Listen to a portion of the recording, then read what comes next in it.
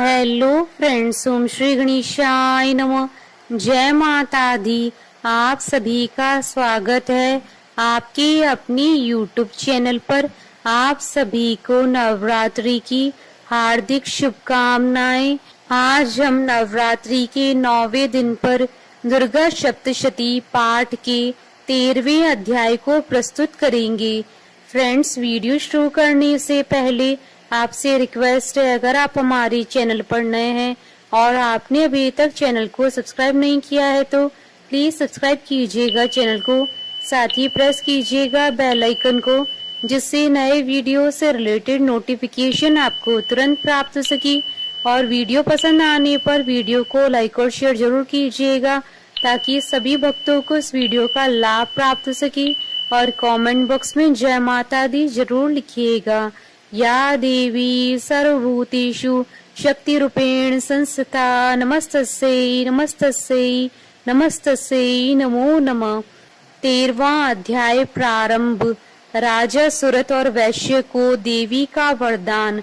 महर्षि मेधा ने कहा, हे राजन, इस प्रकार देवी के उत्तम महात्म का वर्णन मैंने तुमको सुनाया। जगत को धारण करने वाली इस देवी का ऐसा ही प्रभाव है।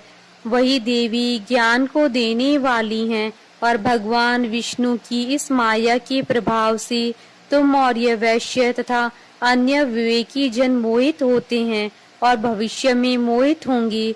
हे राजन, तुम इसी परमेश्वरी की शरण में जाओ।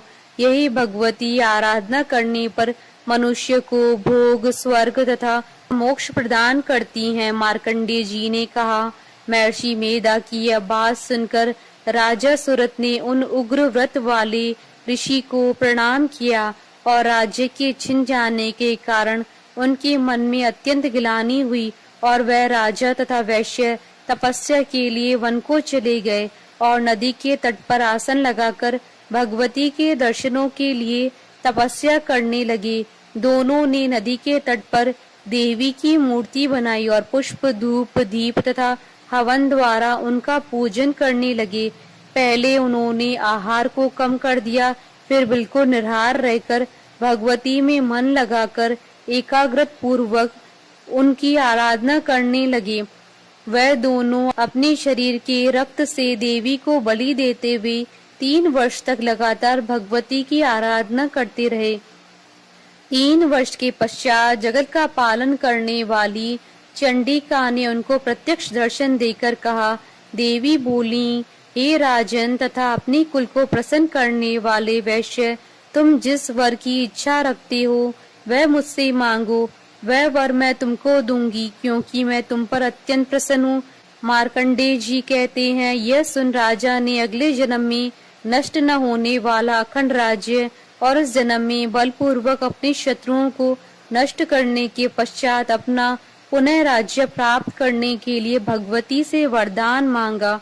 और वैश्य ने भी, जिसका चित्त संसार की ओर से विरक्त हो चुका था, भगवती से अपनी ममता तथा अहंकार रूप आसक्ति को नष्ट कर देने वाले ज्ञान को देने के लिए कहा।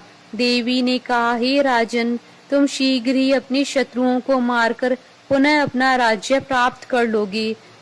तुम्हारा राज्य स्थिर रहने वाला होगा। फिर मृत्यु के पश्चात आप सूर्य देव के अंश से जन्म लेकर सावर्णिक मनु के नाम से इस पृथ्वी पर ख्याति को प्राप्त होंगे। हे वैश्य कुल में श्रेष्ठ, आपने जो मुझसे वर मांगा है वह मैं आपको देती हूँ।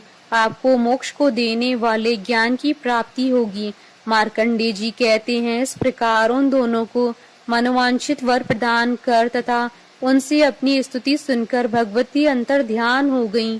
और इस प्रकार क्षत्रियों में श्रेष्ठ वह राजा सुरत भगवान सूर्य देव से जन्म लेकर इस पृथ्वी पर सावर्णिक मनु के नाम से विख्यात हुए। इति श्री दुर्गा सप्तशती पाठ का 13वां अध्याय संपूर्ण हुआ।